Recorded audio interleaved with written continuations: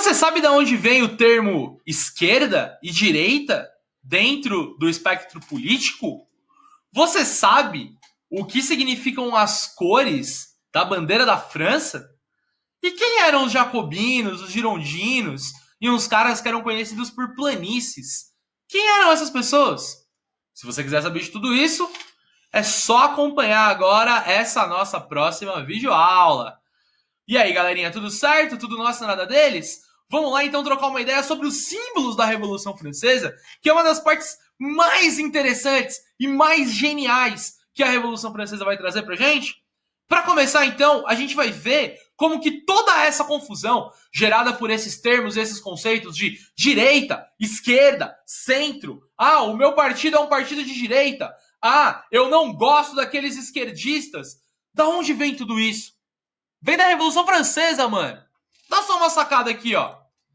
Essa foto representa pra gente. Foto não, né? Por favor. Essa imagem, esse quadro, representa pra gente a chamada, a convocação dos Estados Gerais. E nesse momento, a gente tem aqui o rei sentadinho, bem bonitinho, e toda a população do primeiro, segundo e terceiro estado alinhado em volta deles. Nesse canto aqui, direito, a gente tem os membros do segundo estado, que tinham propostas de nenhuma transformação dentro daquela sociedade francesa, certo? E à esquerda do rei estavam sentados os membros do terceiro estado, aquela galera que queria uma transformação muito mais radical na sociedade francesa. E é justamente daí então que vem o termo de direita e esquerda dentro do mundo político. Se a galera que estava sentada à esquerda queria maiores transformações, a gente continua observando essa tendência para nomear aqueles grupos e aquelas ideologias políticas que querem maiores transformações na sociedade.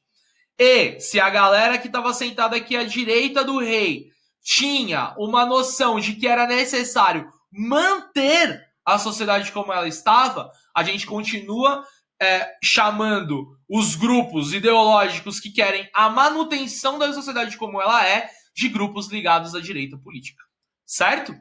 Esse modelo, esse processo, ele vai se aprofundar ainda dentro da Revolução Francesa. Como isso vai acontecer? Quando surge, então, essa ideia de esquerda, direita e centro político dentro da própria Revolução Francesa. Eles continuavam usando a forma de se organizar dentro dessa assembleia aqui, conforme estava tradicionalmente pensado. E é nesse modelo aqui, nesse momento, que começam a surgir os grupos políticos que vão nomear todas aquelas pessoas que faziam parte da Revolução Francesa. A gente está falando dos jacobinos, dos girondinos e das planícies. Todo mundo, então, que estava presente dentro do processo revolucionário, dentro do terceiro estado, que estava fazendo a Revolução Francesa, vai se organizar segundo esses grupos políticos aqui. Os jacobinos, eles continuavam sentando aqui à esquerda na Assembleia Nacional Constituinte. E estando sentados à esquerda, então, eles tinham essa ideologia. Quem eram os jacobinos, galerinha? A baixa burguesia, trabalhadores urbanos, os sans-culottes e até mesmo camponeses. Os jacobinos, eles defendiam mudanças profundas na sociedade francesa de então, como o fim da escravidão e o fim da desigualdade social. Por isso que eles são os grupos mais radicais da Revolução Francesa. E como eles estavam sentados à esquerda na Assembleia Nacional Constituinte, a gente continua nomeando os grupos que querem mais transformações, mudanças mais profundas, o combate à desigualdade social, como grupos representados pela esquerda política. Os girondinos, eles também faziam parte do terceiro estado, mas eram aquela galera que estava no topo do terceiro estado. A gente está falando da alta burguesia, industriais e grandes comerciantes. E eles queriam mudanças, mas mudanças muito mais calmas, tranquilas, e que não tinham como objetivo o fim da desigualdade social. O que eles queriam na prática? A liberdade religiosa e a liberdade econômica. O grande pai, guru dos girondinos, era o Adam Smith, que falava de liberdade econômica. Agora, esses caras eles não queriam mudanças muito profundas na sociedade brasileira. Brasileira não, né? Francesa. Eles queriam a manutenção de certos privilégios. E eles estavam sentados à direita na Assembleia Nacional Constituinte. Portanto, a gente continua nomeando os grupos que não querem grandes transformações de grupos ideologicamente alinhados à direita.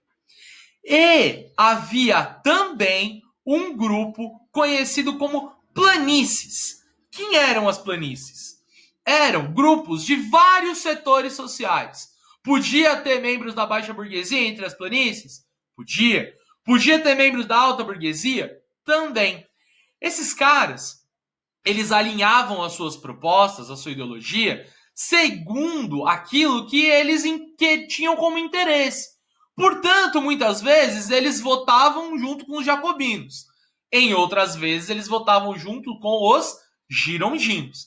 E é por isso, então, que esses caras, por estarem sentados no centro na Assembleia Constituinte, é que eles continuam representando aqueles grupos políticos que não têm um alinhamento ideológico muito claro, que votam segundo aqueles seus interesses, que pra gente é o que a gente conhece como o centro político de hoje em dia. Certo? Um outro símbolo muito importante para a Revolução Francesa, galerinha, é um novo calendário criado por esses caras. Um novo calendário? É, um novo calendário. Os revolucionários franceses, eles jogaram fora o calendário cristão gregoriano, que é o calendário que a gente tem, né, que a gente usa, que a gente conhece, que a gente está habituado. E eles criaram, então, um novo calendário para a França. Por que eles queriam fazer isso, galera?